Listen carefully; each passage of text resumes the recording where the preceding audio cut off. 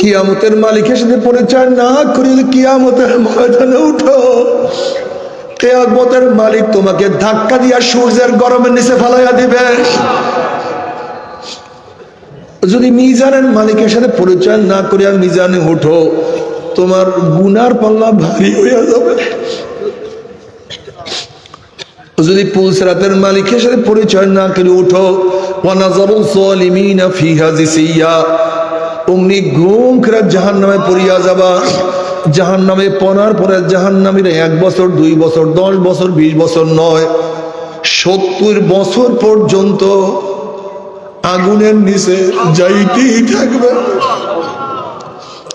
ডাইনে আগুন, বামে আগুন, উপরে আগুন, নিচে আগুন। আল্লাহ আমাদের সবাইকে মাফ করিয়া দাও।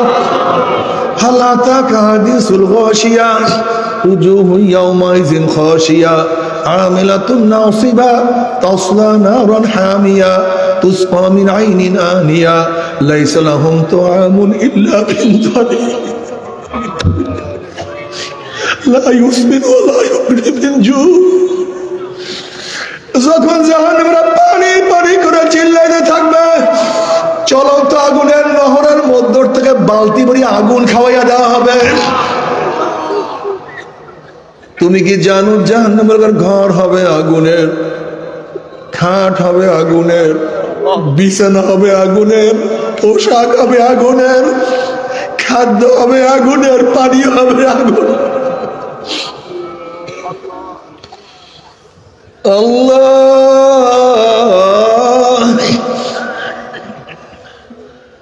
আমি যেই কথা আগে বলছি বাবা, কেন বুঝো না, কেন বুঝতে চাও না? কিয়ামতের ময়দান নাফরমানরা কাঁদতে কাঁদতে কাঁদতে কাঁদতে চোখের পানি শেষ হয়ে যাবে। চোখের পানি শেষ হওয়ার পরে রক্ত বাহির হওয়া শুরু হবে। কোটি কোটি কোটি কোটি ফোঁটা রক্ত পড়বে, পানি পড়বে, কোনো লাভ নাই, কোনো উপকার নাই, কোনো দাম নাই। আর দুনিয়ার মধ্যে একবার যদি একটা ফোঁটা পানিও তোমার চোখের থেকে ফালাইতে পারো, আরে 1 ফোঁটা চোখের পানি আমার মাওলা দি কবুল করিয়া ফেলা। যদি 1 ফোঁটা পানি আমার মাওলা কবুল করিয়া ফেলায়, মান বাকা মিন খাশিয়াতিল্লাহি হারামাল্লাহু তিলকাল আইনা আলান নার, আমার মাওলা চিরতরে জাহান্নামের আগুন হারাম করিয়া দিবে। এর জন্য নবী আলাইহিস সালাতু ওয়াস সালাম বারবার তোমাকে আমাকে বলে, এ আমার উম্মত কান্দো কান্দো কান্দো। কান্না না আসলে মুখটাকে বেকা তেরা করিয়া বলা, মাওলা রে ও আমার মালিক। ওরে নামাজে দাঁড়াইয়া কান্দিও, রুকুতে গিয়া কান্দিও, সেজদায় পড়িয়া কান্দিও, 2 চোখের পানি ফালাইয়া কান্দো আর বলো, মাওলা রে তোমাকে বুঝি পাইলাম না। আইনাইয়া হাল্লা তাবকিয়ানি আলা যানবি, আইনাইয়া হাল্লা তাবকিয়ানি আলা যানবি, তানাসার উমরি নিয়াদি ওয়ালা আদরি। আফসোস ও আমার চক্ষু, ও চক্ষু তুই আমার গুনার কথা স্মরণ করিয়া কেন কান্দো না? আফসোস ও আমার চক্ষু, তুই আমার গুনার কথা স্মরণ করিয়া কেন কান্দো না?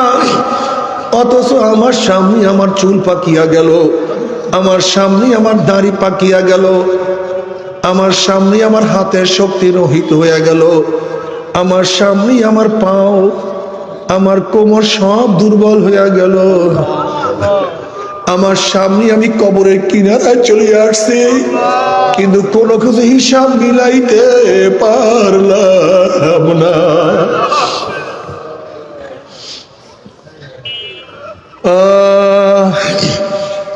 তবে মুমিন মুসলমান বলতে সবাই মনে চায় গুনার থেকে ফিরিয়া নেক আমল করিয়া মাওলার জান্নাতে, কিন্তু সবাইরই যাইতে মনে চায়।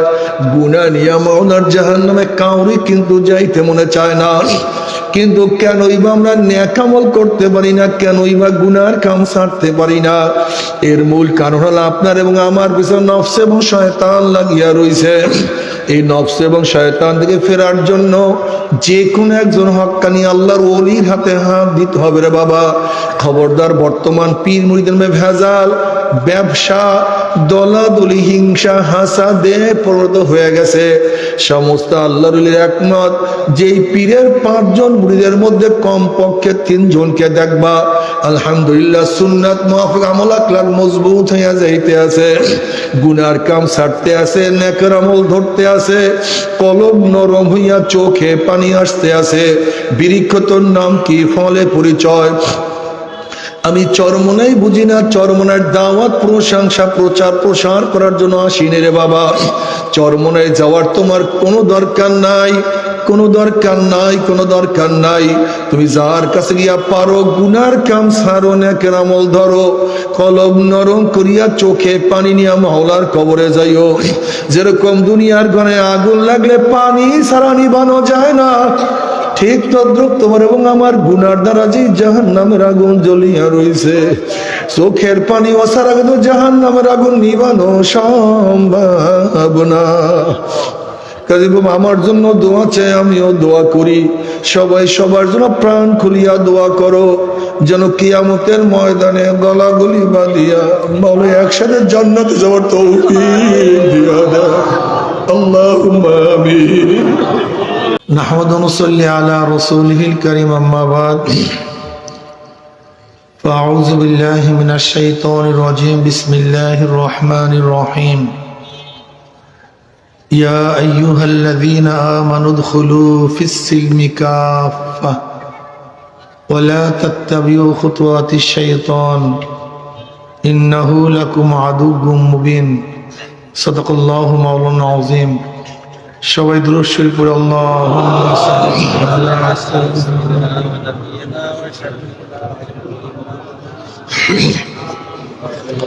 সাল্লাল্লাহু আলাইহি ওয়া আলা আলিহি ওয়া আসহাবিহি ওয়া বারাক। আল্লাহুম্মা সাল্লি আলা সাইয়্যিদিনা ওয়া হাবিবিনা ওয়া মাওলানা মুহাম্মদ সাল্লাল্লাহু আলাইহি ওয়া আলা আলিহি ওয়া আসহাবিহি ওয়া বারাক।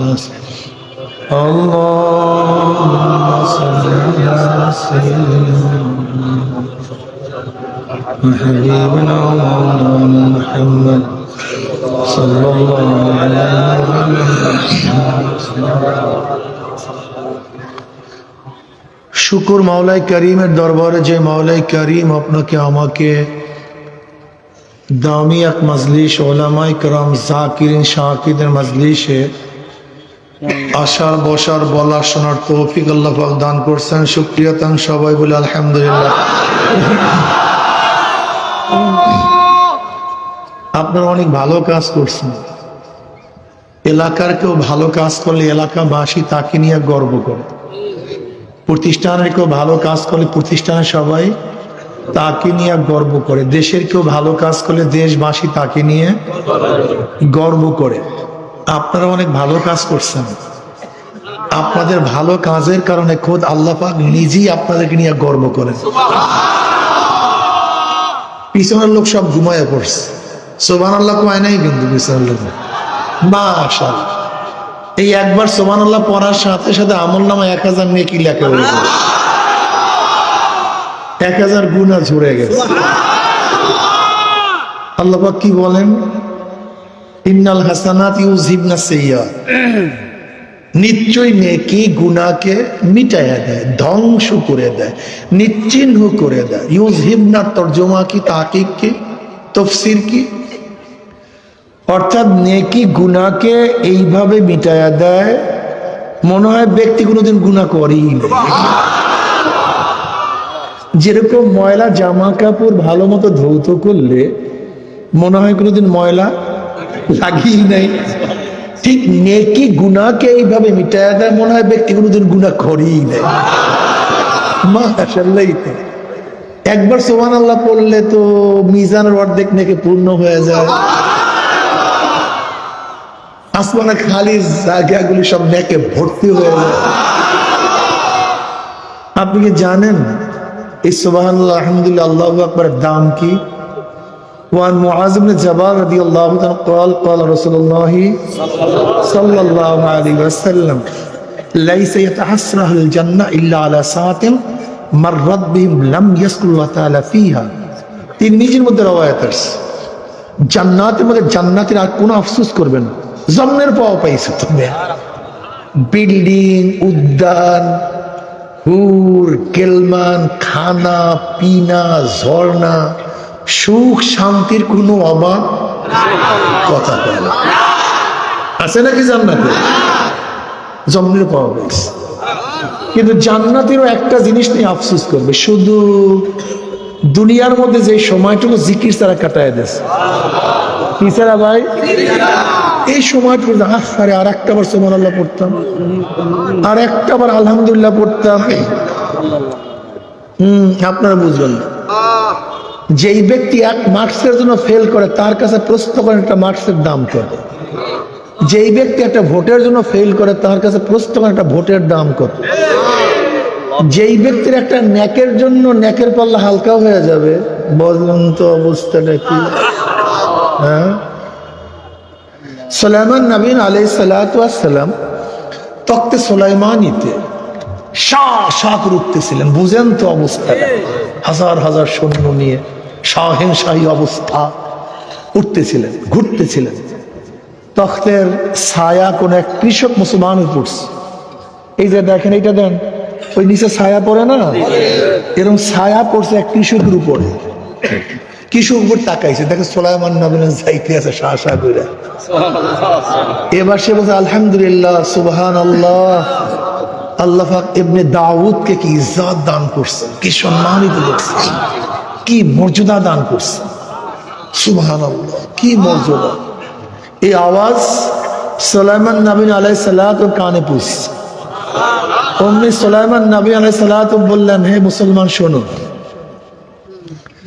আল্লাহ পাক আমাকে যে ইজ্জত যে সম্মান যে মর্যাদা দান করছেন যেই দামি বানাইছেন এর চেয়ে অনেক বেশি দাম তোমার একবার সুবহানাল্লাহ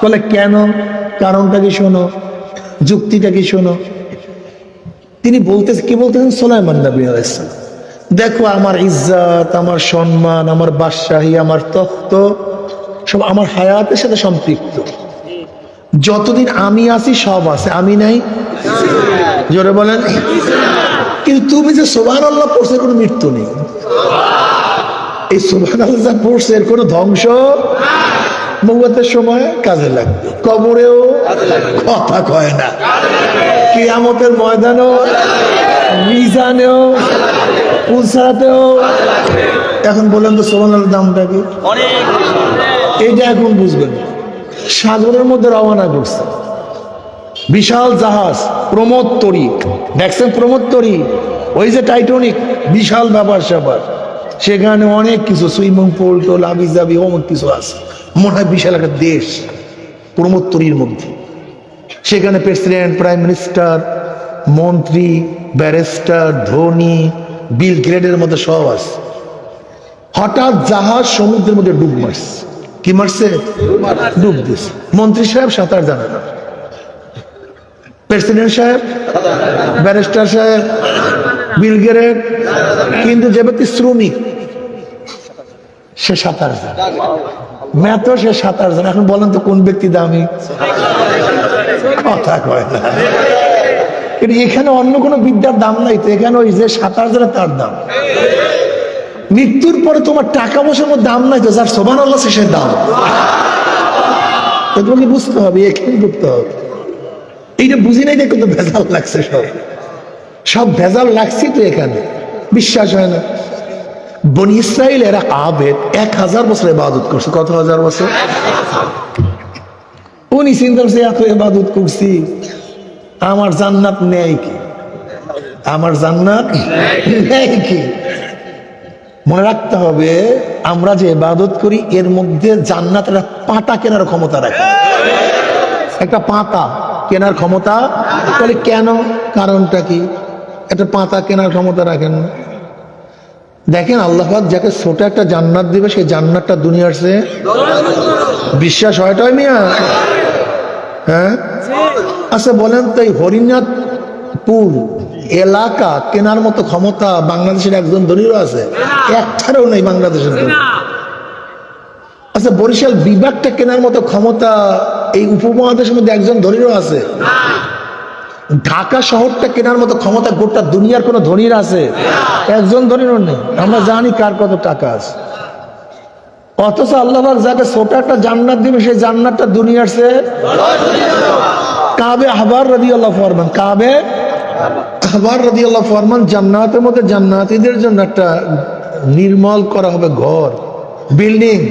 নবী আলাইহিস সালাম বলেন সেই গোটা বিল্ডিংটা হবে সবুজ ইয়াকুত পাথরের দ্বারা। এই কি পাথর? চীনের সবুজ ইয়াকুত পাথর। এই 99% মানুষ জানি না সবুজ ইয়াকুত পাথর। একটা উদাহরণ দিলে বুঝতে পারবেন। আফ্রিকার একটা যুবক একটা সবুজ ইয়াকুত পাথর কিনছে 200 কোটি টাকা দিয়া। কত কোটি? 200। মনে করছেন কয়েক মন ওজন?